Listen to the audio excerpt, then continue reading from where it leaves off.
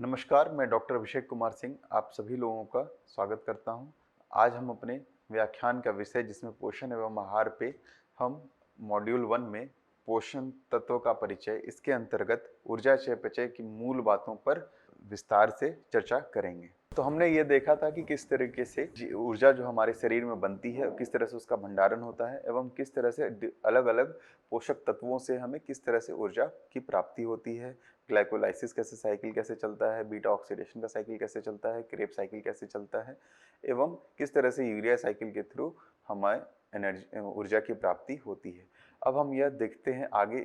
इसी व्याख्यान को आगे बढ़ाते हुए अब हम यह देखते हैं कि जो भी ऊर्जा हमारे शरीर में बन रही है वह किस किस रूप में किस तरीके से हमारे शरीर के अंतर्गत वह उपयोग में लाई जाती है। तो जो भी हमारे शरीर के अंदर जो भी ऊर्जा रहती है वह कुछ हमारे मेंटेनेंस यानी हमारे कुछ रखरखाव के लिए, कुछ हमारे प्रोडक्शन जैसे कि हमारे विकास के लिए, अगर कोई जानवर दूध उत्पादन कर रहा है तो दूध उत्पादन के लिए या प्रजनन के लिए या किसी तरह की कोई गतिविधि हो रही है, कोई काम कर रहे हैं, उसके लिए हमारे शरीर ऊर्जा को उपयोग में लेके आता है। और इसकी एक समझ होनी इसलिए ज़रूरत है क्योंकि इसी के आधार पे हम यह बताते हैं या हम यह निर्धारित करते हैं कि किस व्यक्ति को किस तरह का हमें भोजन किसी को बताना चाहिए या किस तरह से हमें भोजन ग्रहण करने चाहिए ताकि हमारा स्वास्थ्य जो है वो सही तरीके से बना रहे और हमारी जितनी भी मूलभूत आवश्यकताएं हैं अलग अलग पोषक तत्वों की वह हमारे स्वास्थ्य के अंदर बनी रहे। जो भी ऊर्जा जो किसी भी खाने के पदार्थों में मूलभूत रूप में जो रहती है या जो प्राकृतिक रूप से रहती है उसे हम ग्रॉस एनर्जी कहते हैं। ठीक है, ग्रॉस एनर्जी से जब जब हम इनको ग्रहण करते हैं, ग्रहण करने के बाद सबसे पहले इनका पाचन प्रक्रिया हमारे शरीर के अंदर एक पाचन प्रक्रिया होती है। पाचन प्रक्रिया के दौरान जो उसके अंदर पाच्य तत्व होते हैं उन्हें हमारा शरीर पचा करके रख लेता है और बाकी जो अपाच्य चीज़ें होती हैं वह मल के रूप में वह हमारे शरीर से बाहर निकल जाता है। मल के साथ कुछ ऊर्जा भी जो ऊर्जा के जो कुछ स्रोत रहते हैं वो भी चले जाते हैं। तो जो वह चले जाते हैं उनको हम फिक्कल लॉस या मल का लॉस, एनर्जी लॉस कह देते हैं। उसके बाद जो हमारे शरीर के अंदर ऊर्जा बच जाती है उसे हम डाइजेस्टेबल एनर्जी कहते हैं या पाच्य एनर्जी, पाच्य ऊर्जा कहते हैं। पाच्य ऊर्जा के बाद हमारे शरीर के अंदर उनका चयापचय की गतिविधियां चलती हैं। चयापचय के दौरान वह अपने छोटे प्रारूपों में, मूलभूत प्रारूपों में टूटता है बहुत सारे एंजाइम्स और हार्मोन्स के रिएक्शन के अंतर्गत। इसके दौरान कुछ जो ऊर्जा होती है वह हमारे मूत्र के थ्रू और कुछ जो होती हैं वह कुछ हमारे हवा के प्रभावों के द्वारा भी हमारे शरीर से बाहर जाता है। तो इस तरह की जो लॉसेस या इस तरह का जो शरीर से जो ऊर्जा निकलती है उसे हम यूरिनरी लॉस कहते हैं। उसके बाद जो ऊर्जा हमारे शरीर में बचती है वह होती है चयापचय ऊर्जा या मेटाबोलाइजेबल एनर्जी। मेटाबोलाइजेबल एनर्जी जो होती है वह एक तरीके से हमारे शरीर में वह ऊर्जा होती है जिसको कि हमारा शरीर अलग अलग कामों के लिए उपयोग में ला सकता है। लेकिन यह मेटाबॉलिज्म एनर्जी भी हमारे शरीर के अंदर फिर इसका और छोटे प्रारूपों में यह टूटता है और यह छोटे प्रारूपों में टूटने के बाद इनका जो ऊर्जा बच जाती है हमारे शरीर के अंदर उसे हम नेट एनर्जी कहते हैं। और यह जो टूटती है, जो यह टूटने की प्रक्रिया होती है, जैसे कि कोई अगर हमने कार्बोहाइड्रेट युक्त भोजन ज़्यादा किया है तो यह कार्बोहाइड्रेट मेटाबॉलिज्म एनर्जी के फॉर्म में वहाँ जाने के बाद यह ग्लूकोज में टूटता है। इसके दौरान जो भी हमारे शरीर के अंदर रिएक्शंस हो रहे हैं उसमें वह ग्लूकोज को, कार्बोहाइड्रेट को ग्लूकोज में टूटता है। तो यह जो रिएक्शन होता है उसके दौरान हमारे शरीर के अंदर बहुत सारी ऊर्जाएं निकलती हैं। कुछ ऊर्जा जो होती है वह हमारे शरीर से बाहर निकलकर बाहर चली जाती है, वह एक हमारा बर्बाद ही होता है। तो उस ऊर्जा को हम मेटाबॉलिज्म हीट इंक्रीमेंट कहते हैं जो हमारे शरीर से बाहर निकल जाती है। यह हीट इंक्रीमेंट बहुत ही ज़्यादा ज़रूरी होती है क्योंकि इसी से हमारे शरीर का तापमान बरकरार रहता है। जो हमारा नॉर्मल टेम्परेचर है, जो हमारा प्राकृतिक तापमान होता है शरीर का, वह उसका जो स्रोत होता है यह यही रहता है और उसी से हमारे शरीर का तापमान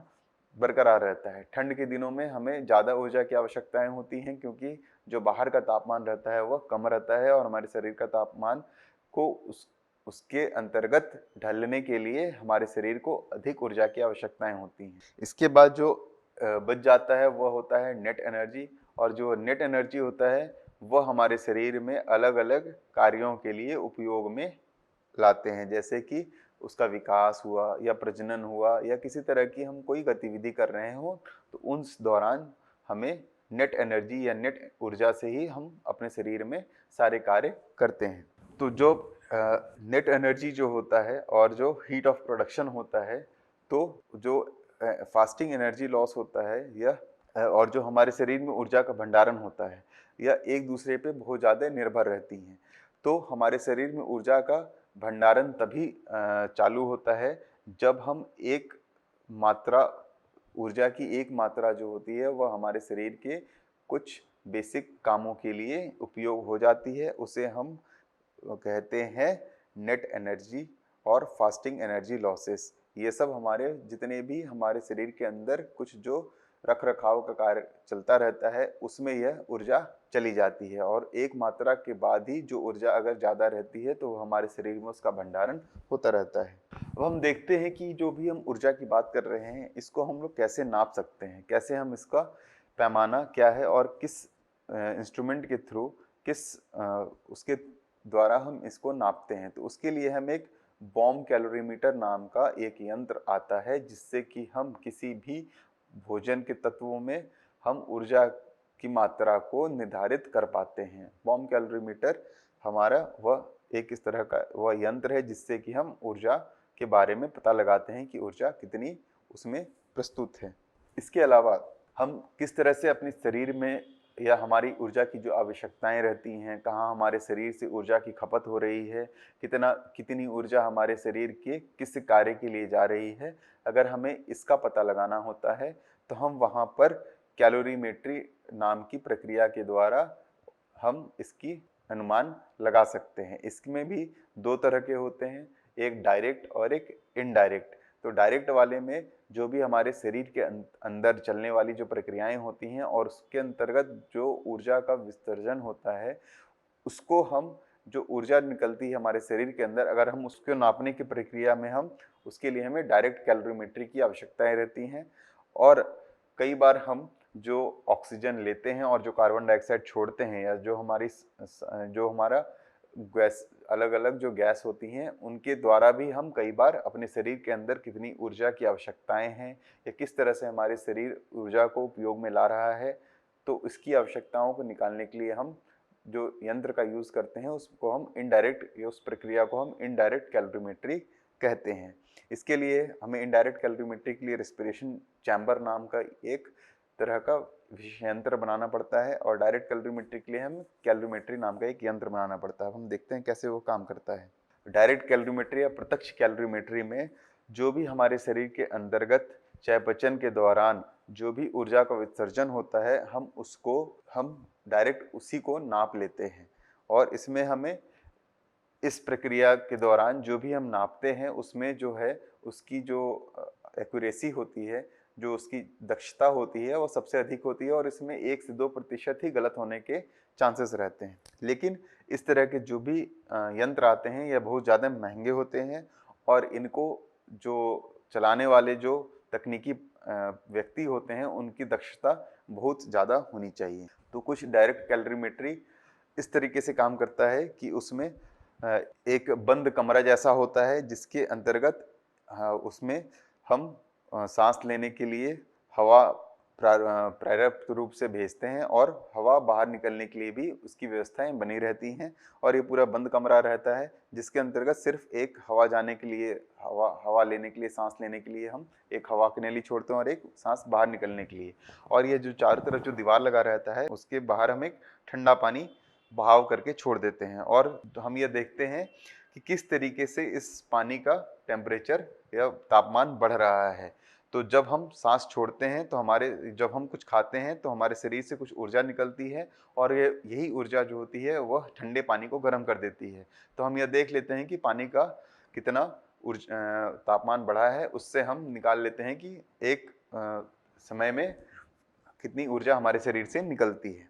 दूसरा होता है अप्रत्यक्ष कैलोरीमेट्री। अप्रत्यक्ष कैलोरीमेट्री एक इस तरह की तकनीक है जिसमें ऊर्जा व्यय और सबस्ट्रेट उपयोग पर संवेदनशील और सटीक डेटा प्रदान करती है। इसके अंतर्गत हम जो भी हम ऑक्सीजन लेते हैं और जो कार्बन डाइऑक्साइड छोड़ते हैं, उसकी मात्रा को हम नाप लेते हैं, और उन दोनों के अनुपात से हम एक रेस्पिरेटरी कोशेंट निकालते हैं, और रेस्पिरेटरी कोशेंट निकालने के बाद उसके द्वारा हम यह कैलकुलेट कर लेते हैं कि कितनी हमारे शरीर में ऊर्जा निकली और कितने हमारे शरीर को ऊर्जा की आवश्यकताएं हैं। रेस्पिरेटरी कोशेंट जो होता है वो कार्बोहाइड्रेट के लिए लगभग 1 रहता है। वहीं अगर वसा युक्त भोजन ज़्यादा खा रहे हैं हम तो वह लगभग 0.7 हो जाता है, और जब हम प्रोटीन युक्त भोजन ज़्यादा खाते हैं तो वह रेस्पिरेटरी कोशेंट करीब करीब 0.9 के आसपास आ जाता है। अगर हम रेशा युक्त भोजन ज़्यादा करते हैं तो वहाँ पर किण्वन की प्रक्रियाएं ज़्यादा होती हैं, और उस समय हमारे शरीर से ज़्यादा ऊर्जा की खपत होती है, और इसीलिए हमें ज़्यादा ऊर्जा की आवश्यकताएं, जब हम रेशा युक्त भोजन ज़्यादा खाते हैं तो हमें ऊर्जा की आवश्यकताएं हमारी बढ़ जाती हैं। वहीं जब हम हाई स्टार्च मतलब स्टार्च युक्त अगर भोजन ज़्यादा खाते हैं तो हमारे शरीर से जो है ऊर्जा की जो लॉस होता है वह कम होता है, इसीलिए हमें ज़्यादा ऊर्जा की आवश्यकताएं कम हो जाती हैं। इसीलिए हम जब उस तरह के भोजन खाते हैं तो हम उसकी मात्रा को कम कर लेते हैं। अब हम ये देखते हैं कि हमारे आसपास का तापमान हमारी ऊर्जा के उपयोग, शरीर के उपयोग को किस तरह से प्रभावित करती हैं। जब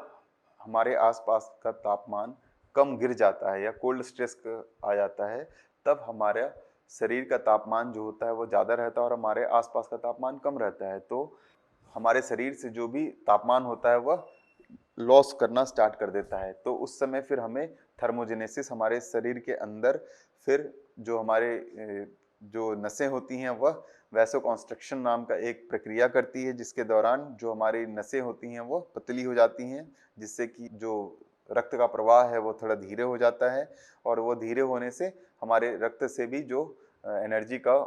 लॉस होता है वह कम हो जाता है। इसके अलावा हम कांपते हैं। कांपने से क्या होता है कि हमारे शरीर में ऊर्जा का उत्पादन होता है, और हमारे जो बाल होते हैं शरीर के वह खड़े हो जाते हैं। इससे क्या होता है कि जो हमारे शरीर पे ऊपर जो बड़े कुछ पोर्स रहते हैं वो बंद हो जाते हैं, और हमारे शरीर से ऊर्जा निकलनी बंद हो जाती है। इस तरह से हमारा शरीर हमें ऊर्जा को बचाने में, संरक्षित करने में और हमारे शरीर के तापमान को बरकरार रखने में मदद करता है। वहीं अगर हमारे आसपास का तापमान बहुत ज़्यादा बढ़ जाता है तो हमारी जो नसें होती हैं वो थोड़ी फैल जाती हैं, हमारे से पसीना निकलता है। तो इन सब से हमारा शरीर जो होता है वह ठंडा हो जाता है, और हम अपने आसपास के वातावरण में हम उस तरह से अडेप्ट करके रह लेते हैं। हम कुछ एंजाइम्स को अपने भोजन में डाल करके भी हम उनका पाचन बढ़ा सकते हैं, और इससे हम अपनी शरीर में ऊर्जा की आवश्यकताओं को बरकरार या बढ़ा सकते हैं। जिस तरह से अगर हमें ऊर्जा की आवश्यकताएं ज़्यादा हैं और हमारे पास अगर भोजन है तो हम उसमें अमाइलेज या प्रोटीएज नाम के एंजाइम्स डाल दें तो उनकी जो पाच्य जो क्षमताएं होती हैं वो बढ़ जाती हैं, और हमें उतने ही भोजन से अधिक ऊर्जा की आवश्यकताएं मिलने लगती हैं। प्रोबायोटिक या प्रीबायोटिक भी अगर हम अपने भोजन में डालते हैं तो यह हमारे आंतों की स्वास्थ्य को बढ़ाता है, जिसके चलते हमें ज़्यादा ऊर्जा की प्राप्ति होती है। अब हम देखते हैं कि हमारे एनर्जी मेटाबॉलिज्म या ऊर्जा चयापचय से संबंधित कुछ विकार जो हमारे शरीर के अंदर आती हैं, जैसे कि मोटापा। जब हम ज़्यादा एनर्जी युक्त या कार्बोहाइड्रेट युक्त भोजन खाने लगते हैं, हमारा जो शरीर की आवश्यकताएं होती हैं अगर उससे ज़्यादा एनर्जी युक्त चीज़ें अगर भंडारण होने लग जाएं तो उस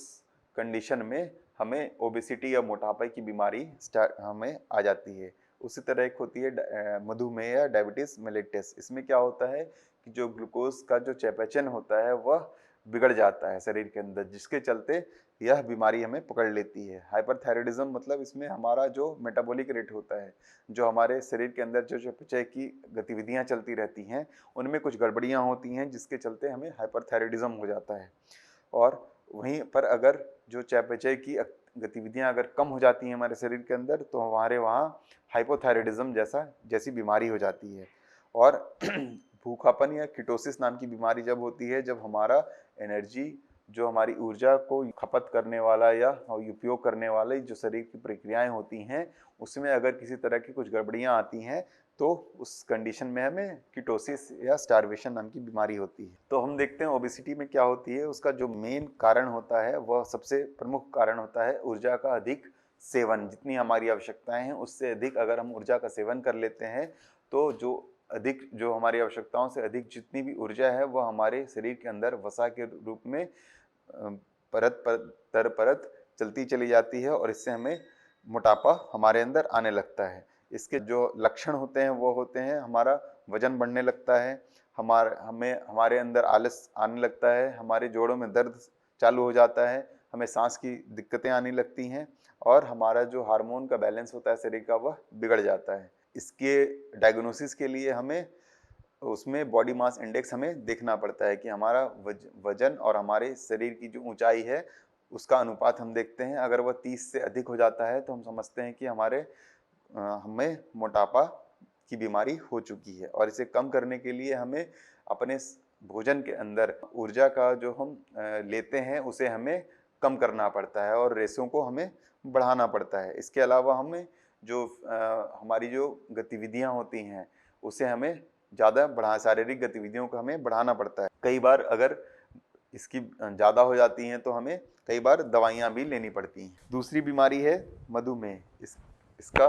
प्रमुख कारण होता है या तो जो हमारे शरीर के अंदर इंसुलिन पैदा करने वाले जो कोशिकाएं होती हैं उनका या तो नष्ट हो जाना, या उनका ठीक से काम नहीं करना, या इंसुलिन के लिए हमारी कोशिकाओं का रेजिस्टेंस हो जाना। इन सब, या फिर हमारी लाइफस्टाइल डिजीज भी कहते हैं, क्योंकि हम अगर सही से अपने खान पान पे ध्यान नहीं दे रहे हैं तो हमें मधुमेह की बीमारी पकड़ लेती है।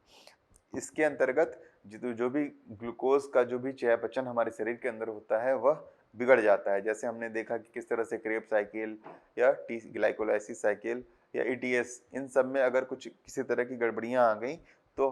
तब भी हमें डायबिटीज़ की बीमारी पकड़ सकती है। या फिर हम शरीर के अंदर फैट जो वसा है उसका ज़्यादा टूट रहा हो, या प्रोटीन का ज़्यादा टूटना,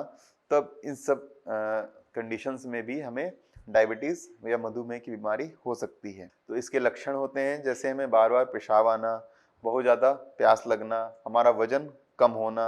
हमें थकान महसूस होना, और हमें दिखाई देने में दिक्कत आने लगती है। तब हम समझते हैं कि मधुमेह की ये सब संकेत होते हैं। और इनके डायग्नोसिस या निदान के लिए हमें फास्टिंग ब्लड ग्लूकोज या हम रक्त के अंदर अपने शकरा का हमेशा नियमित रूप से जांच करवाती रहनी चाहिए। इस तरह के अगर हमें लक्षण दिख रहे हों तो हमें एक बार अपने डॉक्टर से मिलना चाहिए और अपने रक्त के अंदर इन सभी का जांच करवाना चाहिए। और इसके नियंत्रण के लिए हमें अपने शरीर के अंदर जितने भी भोजन हैं उनको ठीक से नियंत्रण करना चाहिए। कार्बोहाइड्रेट वाले भोजन को हमें कम करना चाहिए, और रेशा युक्त भोजन को हमें अपने खान पान में ज़्यादा बढ़ाना चाहिए। और हमें अपने शरीर के जितने भी रक्त के अंदर जो ग्लूकोज का लेवल है उससे मेंटेन करने के लिए हमें सारी कामें करनी चाहिए। इसके बाद एक बीमारी आती है कीटोसिस। कीटोसिस का मेन कारण होता है लंबे समय तक अगर हमें कार्बोहाइड्रेट की कमी हो रही हो, या लंबे समय तक अगर हम भोजन ग्रहण न कर रहे हो, तो हमें कीटोसिस की बीमारी हो सकती है। यह एक चयापचयी प्रभाव होता है जिसके अंतर्गत जितने भी ग्लाइकोजन जिस रूप में हमारे शरीर के अंदर कार्बोहाइड्रेट का भंडारण होता है वह खत्म हो जाता है, और जो हमें ग्लूकोज या एटीपी मिलना होता है वह ग्लूकोनियोजेनेसिस के थ्रू, मतलब कि हमें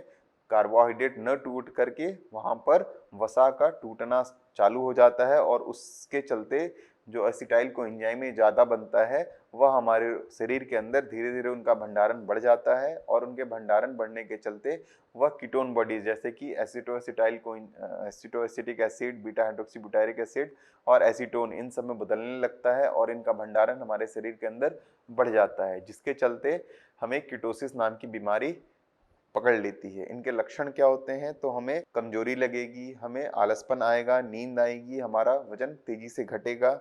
और जब हम सांस लेते हैं तो उसमें हमें फलों जैसा मीठा सुगंध आती है, और हमें कई बार कंफ्यूजन भी रहता है। इन सब के बचने के लिए हमें हमेशा धीरे धीरे और